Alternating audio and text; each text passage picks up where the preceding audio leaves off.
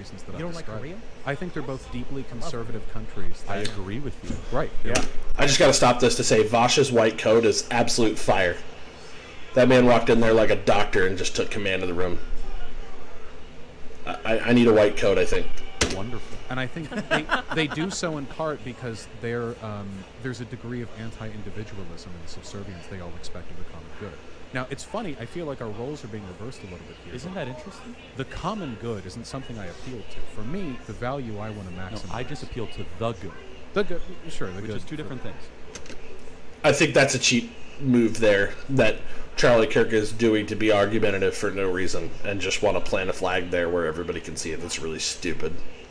Is freedom.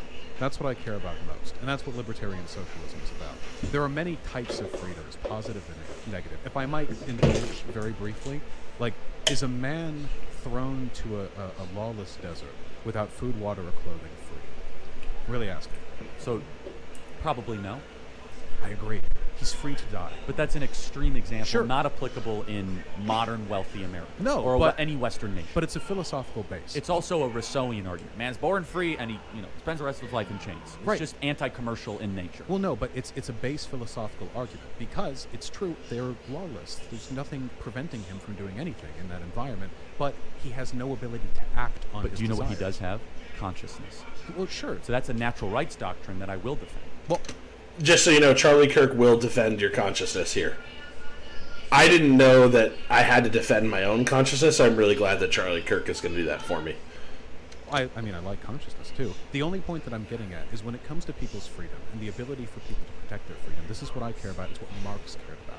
If you actually read what he wrote, and I've read Das Kapital, I've read the Manifesto, Then and you- guess what? He was right about some things. then you know. But not everything. He didn't And he talk was really wrong. about equality. He didn't write on equality. He wrote on freedom because he believed that society was a very complex, interlocking network of systems that in some ways liberated men and in other ways enslaved But them. do you know what he got wrong? He got wrong that sometimes people can be free for other devices that they are not able to regulate. They can be free not from alcoholism, drug addiction, some sort of any other sort of perverse addiction. The idea of freedom is very libertarian. But I view of agree with freedom. that, though. No, I know you do. The greatest I say society- that. Okay, go ahead. Oh, sorry. Just the greatest society is one where a man is born, and there are as few things as possible preventing him from doing whatever he wants for the rest of his I life, totally disagree. so long as, of course, he doesn't deprive others of the ability to do the same. So I think that's a miserable society. Freedom? No, that's not freedom. That's licentiousness or degeneracy. That's chaos. What is degeneracy? I like men. How about pedophilia? Okay. Well, obviously You said that would whatever infringe- he wants. Is as long as pedophilia they a don't- freedom vouch? As long as they don't infringe on the rights of others, I'm sure you could believe. I would believe. Well, that. so there are limits on freedom, is what you're saying. It's not this Wild West Yeah, well, campaign. as So long where do you as get you- those limits from? Well, obviously, you would probably have to have a pretty complex interlocking legal system to determine what we agree upon as like reasonable limits we can place on people's behavior. We have that now to an extent. No, I know. So like pedophilia, bad. that right? would be a bad thing. Okay. Kidnapping, That would be a bad thing. rape. That would be a bad thing. Why do you think those things are bad? I think they're bad because you're stripping other people of the ability to do that which they will. With all those examples, you're inflicting harm on the person. How about dealing drugs? I think that Notice, I have to pause this. Notice how Charlie Kirk just said dealing drugs and has this look on his face like, oh, I got him on this one, guys. Everybody has said something really clever. What about dealing drugs? Oh my god, I hate this dude. dealing drugs is a person's freedom, as is taking a person's freedom. What about dealing drugs to kids? Dealing drugs to kids, I think I would disagree with that, probably because I think there's something exceptional about addictive substances and children. That being said, I think a lot of stuff would apply to children specifically. Contract law. Kids can't sign contracts. But So there's nothing do you wrong see with what I'm getting at? contracts. Eventually, you do agree that a conservative framework is necessary. But I don't think that's a conservative framework. Because there are other things I care about that you would always disagree with, like collective ownership of the means of production. Yeah, I totally disagree. Which, I think private property and freedom are linked together. which Here's- would give workers the most freedom possible. We've definitely got. So that's the clip.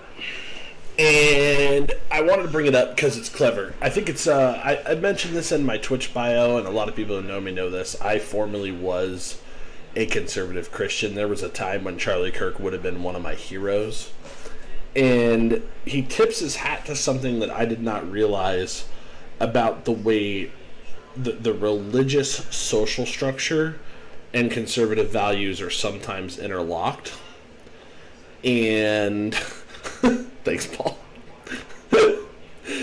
and they are completely connected in a way that I think is kind of clever and kind of subtle, but often the person who is mixing their politics and their religion doesn't see it. And so let me tell you why Charlie Kirk completely owns himself in this moment. Christopher Hitchens used to say and used to compare divine command theory, which is the idea that, and this is what Charlie Kirk is dancing around in this topic, he's dancing around divine command theory. Where do you get these morals from? Who says what's right? Who says what's wrong? You're just making that up as you go. He's trying to make some big own on moral relativism or modern conceptions of morality, and he's trying to get it back to Judeo-Christian values and his idea of a religious conception of morality. And the reason he wants to do that is because for him, for something to be wrong, it has to be wrong because the boss says it so, right? It has to be wrong because the divine command has come down that thou shalt not blank. And without that, his position is that morals don't exist and people can do whatever they want. And this is where he's getting this argument about degeneracy and chaos and all of that.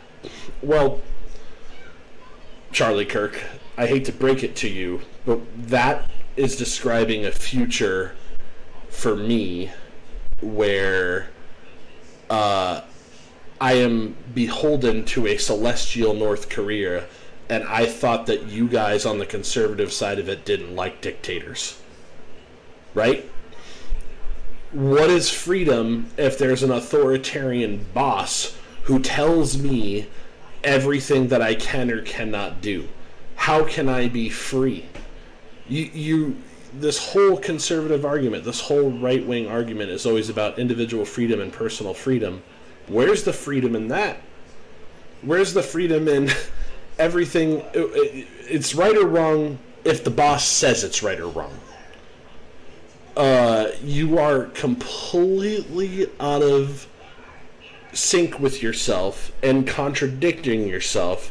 In one mood, you're like, yeah, individual freedoms and you should have right to personal property and all of that stuff. Well, do you have the right to personal property if it's pornography? Well, not for Charlie Kirk, because the boss says you're not allowed to have that.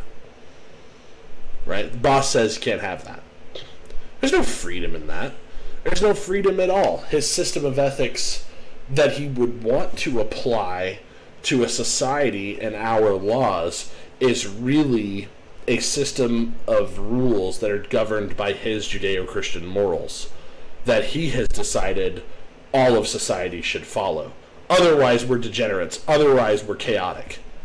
Well, I'll just let that stand on its own. That was one of the dumbest points I've ever seen made, and I wish that Tim Pool didn't cut the conversation short right there, because had it gone on any longer, Vosh would have dunked on Charlie Kirk there probably even harder for making a dumb comment like that. I mean, I just can't even wrap my mind around it. Like, okay, yeah, so I believe in freedom, and freedom means I should have whatever stuff I want, and freedom means I should be able to do whatever I want, so long as I'm not hurting anybody else. Okay, does you watching pornography hurt anybody else? No, but the boss says I can't have it, so I'm going to have to just burn that magazine. And apparently we're going back to the 1970s for our porn. Earlier. I don't know. When did magazines start? I don't know.